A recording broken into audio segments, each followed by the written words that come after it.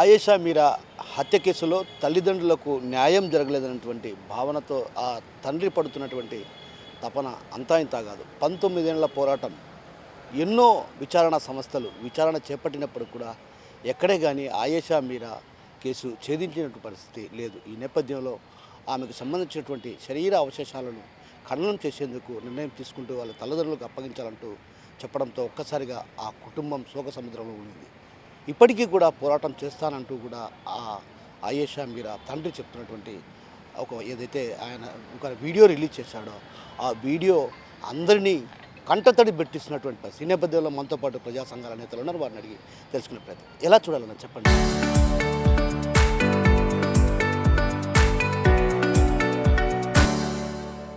ఆయేషా మీరా case అంటే ఒక రకంగా ప్రభుత్వాలు మారాయి, విచారణ సంస్థలు కూడా విచారించాయి, కానీ ఎక్కడా కూడా వాస్తవాలు వెలుగులో పరిస్థితి. ఏంటి సమస్య? ఇది చాలా బాధాకరమైన విషయము. నా పేరు జేవి రమణ. నేను Rayalaseema SC ST human rights welfare forum president. మరి వాళ్ళ తండ్రి వాళ్ళ తల్లిదండ్రుల గాథ వింటూ ఉంటే నిజంగా మనం ప్రజాస్వామ్యంలో ఉన్నామా అనేటువంటి దాన్ని ప్రతి ఒక్కళ్ళు కూడా చర్చించుకోవాల్సిన విషయం. ఏ ప్రజాప్రతినిధులైతే, ఏ ఉన్నతాధికారులైతే భారత రాజ్యాంగం ముందు ప్రమాణం చేసి మరి వాళ్ళు విధి నిర్వహణలోకి వెళ్తారు.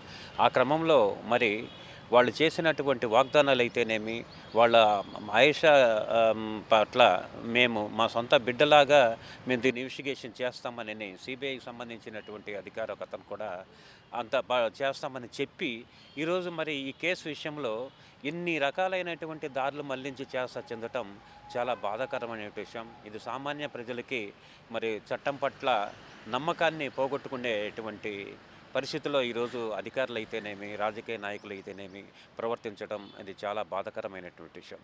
వాళ్ళ ఆత్మసాక్షిగా వాళ్ళు చిత్తశుద్ధిగా మరి ఈమెకి జరిగిన అన్యాయం పైన న్యాయం జరిపిస్తామని చెప్పి మరి ఇన్వెస్టిగేషన్ ఆఫీసర్ల విషయం సైతము మరి ఆమె డెడ్ బాడీని కూడా వాళ్ళు దానిపైన సరైన ఇది చేయకుండా పోస్ట్ మార్టం అలాంటి నిర్వహణలో కూడా మరి సరైన పద్ధతిలో జరపకుండా మరి వాళ్ళు సొంత నిర్ణయాలతో ఏదో ఒక రూమ్లో కూర్చొని మరి వాళ్ళకి ఇష్టం వచ్చినట్టు అధికారులు ఆ కేసు పైన ఇన్వెస్టిగేషన్ జరిపినట్లు, విచారణ జరిపినట్లు మరి చెప్పడం చాలా బాధాకరమైన విషయం. మరి ఈ అమ్మాయి విషయంలో మరి డిఎన్ఏ టెస్ట్ చేయాలి వీళ్ళమ్మకని చెప్పేసి మరి చిత్తశుద్ధిగా చేస్తున్నట్టు వీళ్ళమ్మను కూడా డిఎన్ఏ టెస్ట్ చేసినప్పుడు మరి ఎవరైతే నిందితులుగా ఉండేటువంటి వాళ్ళు విదేశాల్లో ఉంటే విదేశాల్లో ఉన్న వాళ్ళని వాట్సాప్ల ద్వారా, ఫోన్ల ద్వారా విచారణ చేయటము దీన్ని ఇన్వెస్టిగేషన్ అంటారా? ఒక్కసారి సంబంధిత అధికారులు గుండెల మీద చేసుకుని ఆత్మపరిశీలన చేసుకోండి. ఇన్వెస్టిగేషన్ అంటే వీళ్ళని ఇన్వెస్టిగేషన్ చేసే క్రమంలో విదేశాల్లో వాళ్ళు అక్కడ ఏ పొజిషన్లో ఉన్నారు, ఎట్లున్నారు, ఏంటో తెలియకుండా మరి వాట్సాప్ పద్ధతిలో చేయటం అంటే ఇది నిజంగా పూర్తిగా రాజ్యాంగ విరుద్ధమే అవుతుంది. మరి దానికి సంబంధించి కేసు మామూలు అది అగ్రవర్ణాలకి, సంపన్న వర్గాలకు సంబంధించినటువంటి విషయం అయితే దీన్ని ఈ రకంగా చేసి ఉండేవాళ్ళు కాదని మరి సామాన్య ప్రజలందరూ కూడా రాజ్యాంగంపై వీళ్ళపైన ఇన్వెస్టిగేషన్ అధికారులపైన నమ్మకాన్ని కోల్పోయే పరిస్థితి. మరి ఇప్పటికైనా ఇంతకుముందు మరి పెద్ద లీడర్స్, మహిళా కమిషన్లకు సంబంధించి పెద్ద లీడర్లు కూడా మరి నన్నపనేని రాజకుమారి గారు, ఇంకా ఇలాంటి వాళ్ళు, మన రోజా గారు కూడా వెళ్ళారు అక్కడికి. దానికి సంబంధించి అలాగే మంచి సీనియర్స్గా ఉండేటువంటి శైలజ గారు కూడా వెళ్ళారు. వారు వెళ్ళినప్పుడు మరి వాళ్ళు చెప్పిన పద్ధతిలో సరైన పద్ధతిలో ఇన్వెస్టిగేషన్ చేయించే క్రమంలో వాళ్ళు ఎందుకు తమ చిత్తశుద్ధిని చాటుకోలేకపోయారనేటువంటిది కూడా ఇక్కడ ప్రజలు ఆలోచిస్తున్నారు. అలాగే మరి గత ప్రభుత్వంలో జరిగినప్పుడు, రాజశేఖర రెడ్డి ప్రభుత్వంలో జరిగింది, మా ప్రభుత్వంలో మేము న్యాయం చేస్తామని చెప్పినటువంటి మరి చంద్రబాబు నాయుడు గారు కూడా మరి ఈ ప్రభుత్వానికి సంబంధించినటువంటి వాళ్ళు కూడా ఇంతమంది ప్రామిస్ చేసి కూడా వాళ్ళ కుటుంబానికి, ఆ అమ్మాయికి తీరన అన్యాయం జరిగే విధంగా ఈ కేసు క్లోజ్ చేసే పరిస్థితి తీసుకొస్తున్నారంటే ఎట్లా చట్టాలపైన నమ్మకం కలుగుతుంది ప్రజలకి అనేటువంటిది కూడా చాలా బాధాకరమైన విషయం. మరి ఏదైతే అందులో 19 సంవత్సరాల తర్వాత దీన్ని నానబెట్టి ఇప్పుడు ఏమి లేదన్నట్టు క్లోజ్ చేయటము ఇది నిజంగా చాలా విచారకరమైనది. అదే వాళ్ళకు సంబంధించినటువంటి వాళ్ళని కొంతమందిని విచారణ చేస్తూ మరి వాళ్ళు విదేశాల్లో ఉన్న వాళ్ళని మరి వాళ్ళ నుంచి పాజిటివ్గా అంటే ఈ కేసుకు అనుకూలంగా వాళ్ళు దీని గురించి తీసుకోవటము, ఇది మొత్తానికి చూస్తే ఏదో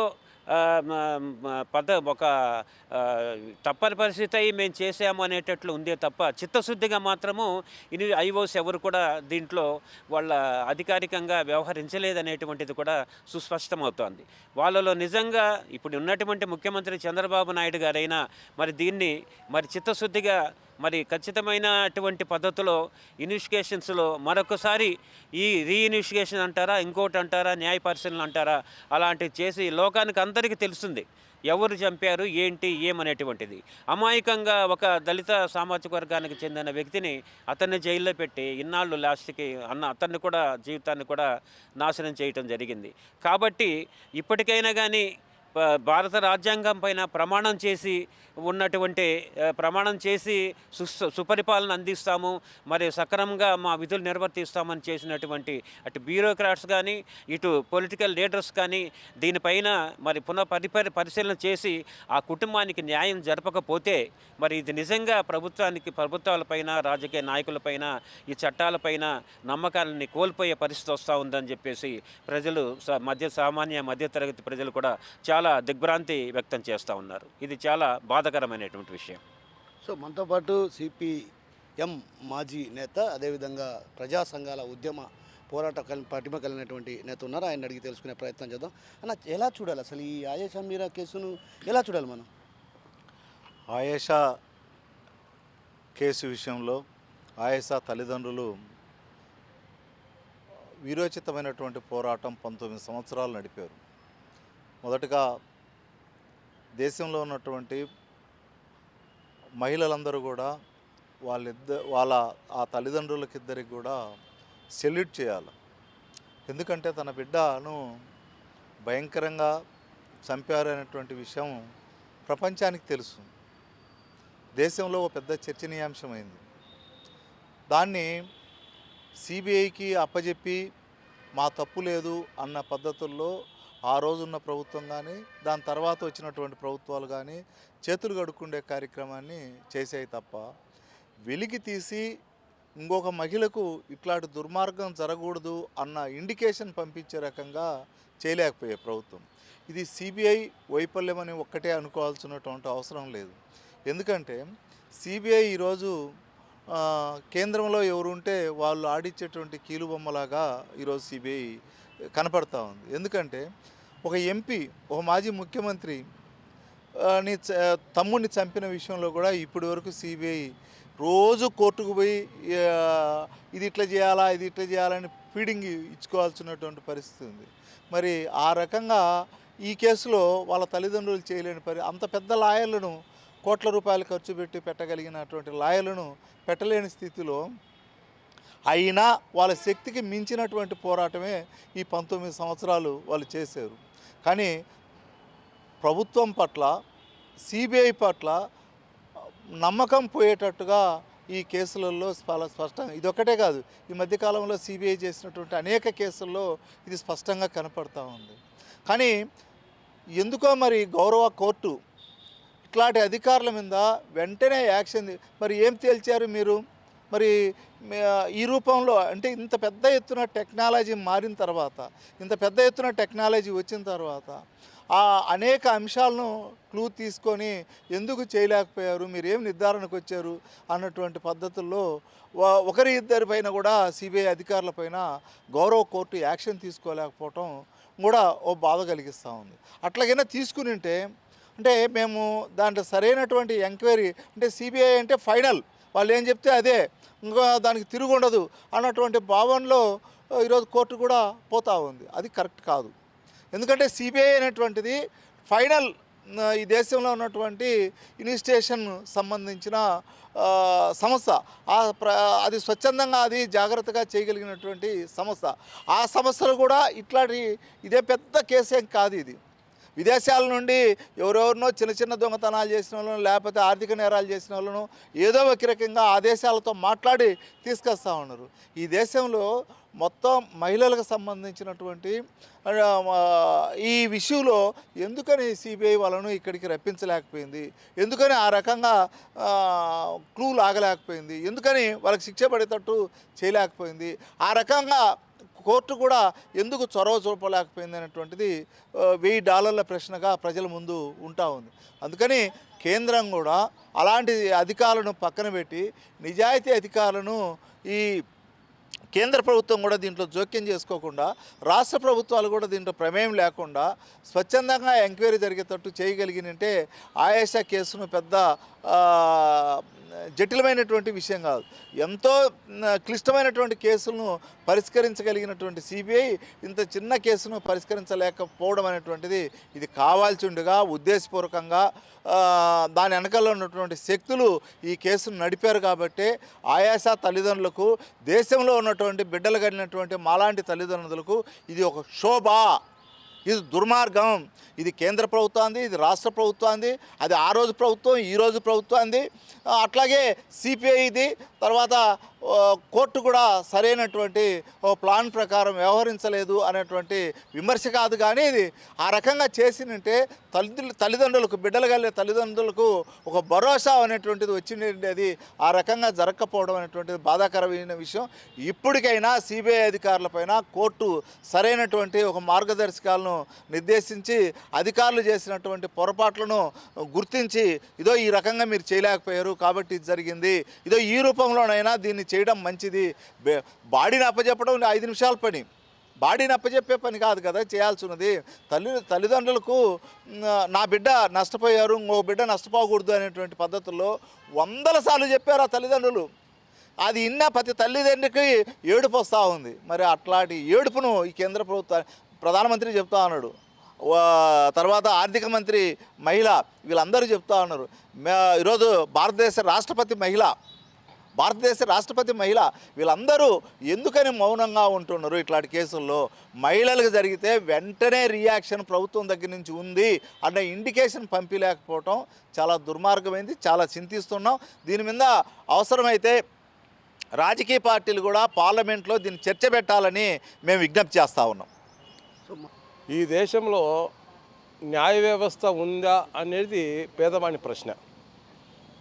ఎందుకంటే ఈ దేశంలో పోలీసు వాళ్ళు అసమర్థులుగా అనేదానికి వీల్లేదు.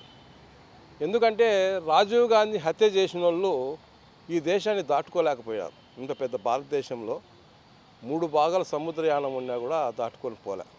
కాబట్టి పోలీసు వాళ్ళు ట్రేస్ అవుట్ చేయాలనుకుంటే ఎటువంటి కేసు అయినా తీయగలిగే శక్తి, సామర్థ్యం కలిగిన వాళ్ళు.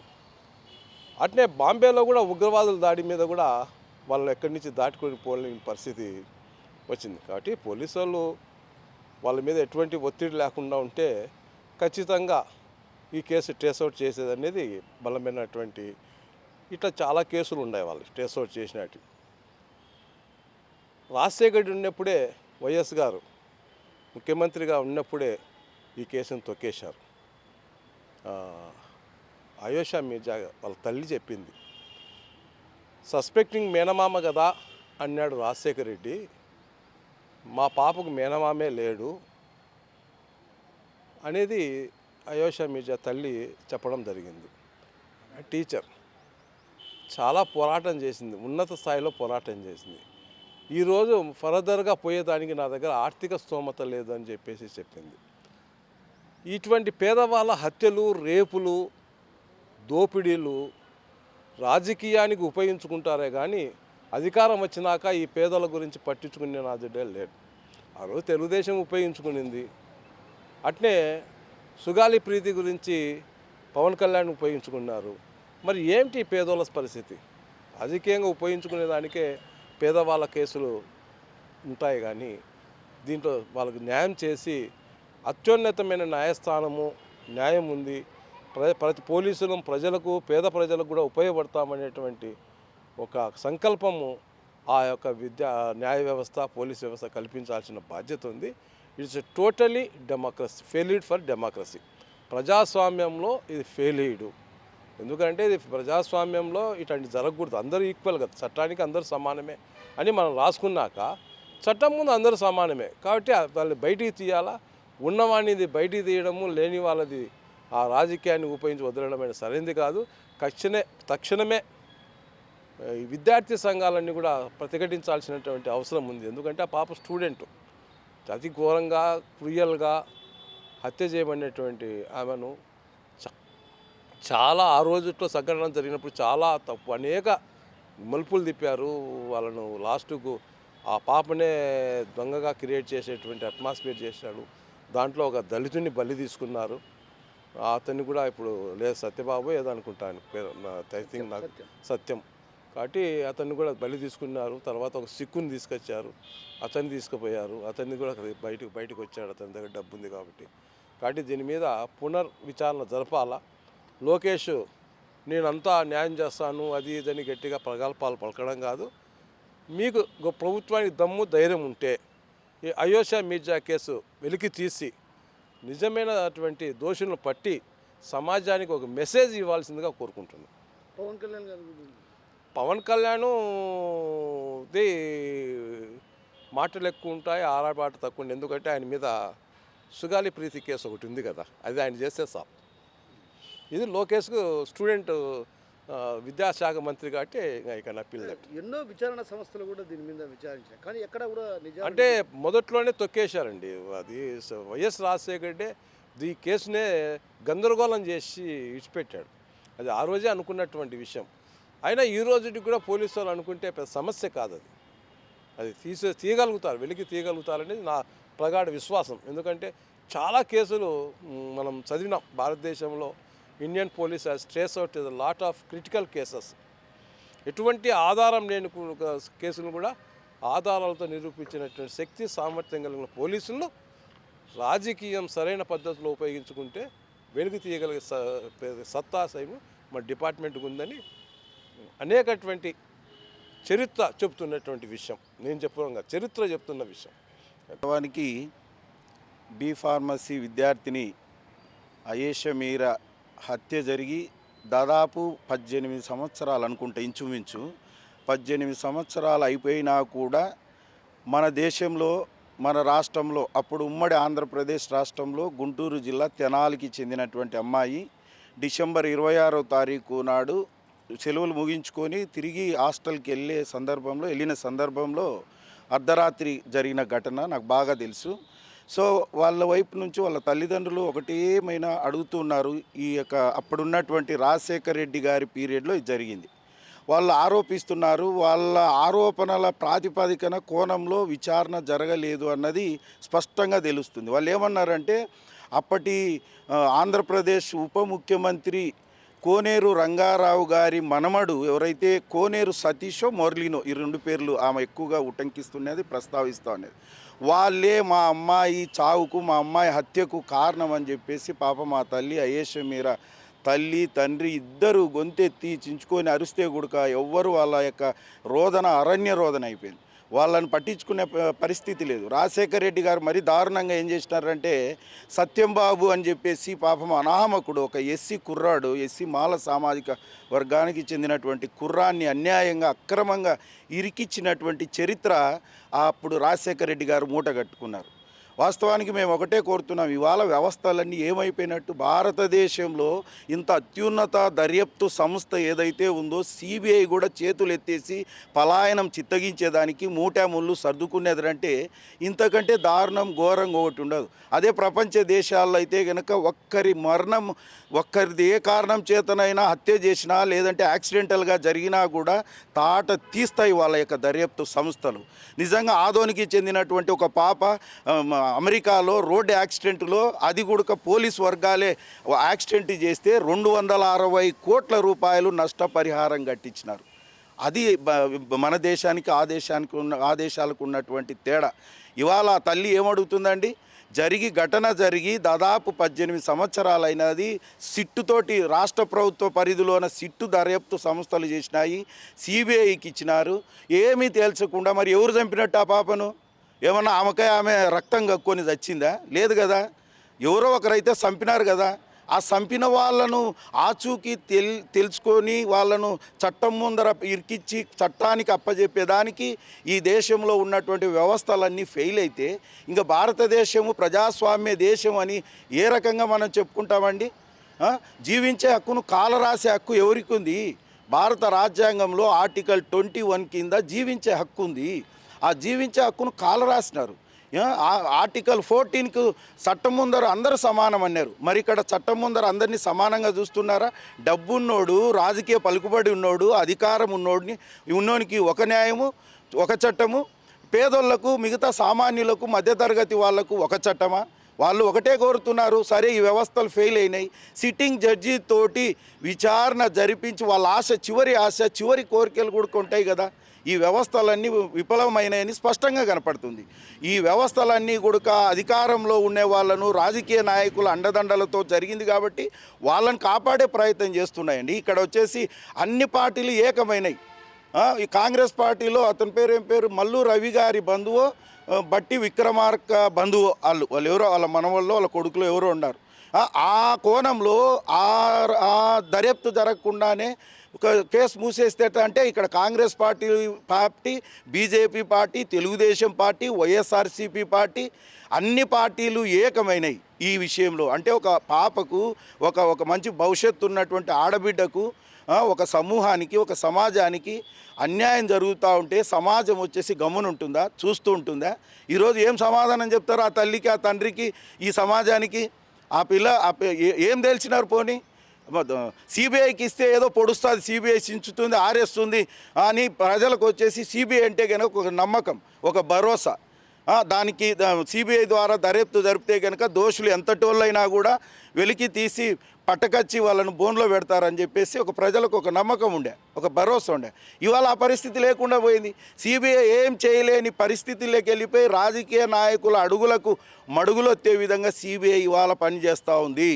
ఈ దేశంలో సిబిఐ అంటే అత్యున్నత దర్యాప్తు సంస్థ చేతులుడిగి పనిచేస్తున్నట్టుగా మనకు అర్థమవుతుంది. కళ్ళప్పగిచ్చి, గుడ్లప్పగిచ్చి, దోషులు, నిందితులు కళ్ళ ముందర ఉన్నా కూడా వాళ్ళని ఏమనలేని పరిస్థితి. కఠినంగా వ్యవహరిస్తే కదా చట్టాలు, వ్యవస్థలు. రేపు ఇంకొకడు భయపడి అలాంటి పనులకు పోకుండా ఉంటాడు.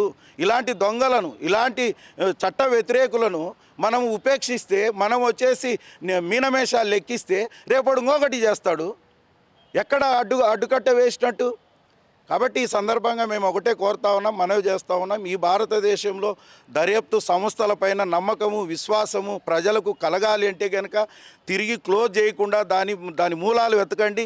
దానికి బాధ్యులైనటువంటి వాళ్ళని అందరినీ కూడా గుట్టు రట్టు చేయండి. ఇక్కడ రాజకీయాలు, అధికారము అనేది పక్కన పెట్టండి. సామాన్యులకు న్యాయం చేసే విధంగా దర్యాప్తు సంస్థలు పని చేస్తేనే ఈ వ్యవస్థలపైన నమ్మకం, విశ్వాసం ఉంటుందండి. బలిచినోళ్లకు, లేదంటే సంపన్నులకు, ధనికులకు, డబ్బున్నోడికి, రాజకీయ పలుకుబడి ఉన్నోడికి కొమ్ము కాస్తే ఈ దేశంలో వ్యవస్థలపైన ప్రజలకు నమ్మకం కోల్పోతే ఏమైపోతుంది? ప్రజాస్వామ్యము కుప్పకూలిపోతుంది.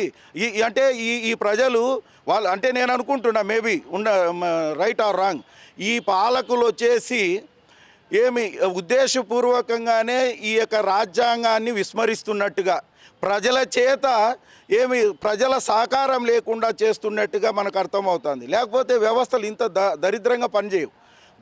మీకు కావాలంటే చిన్న దేశాలు, 2 కోట్లు 3 కోట్లు ఉన్నటువంటి దేశాలలో సైతం వ్యవస్థలు అంత బలంగా, అంత బలీయంగా పనిచేస్తూ ఉన్నాయి.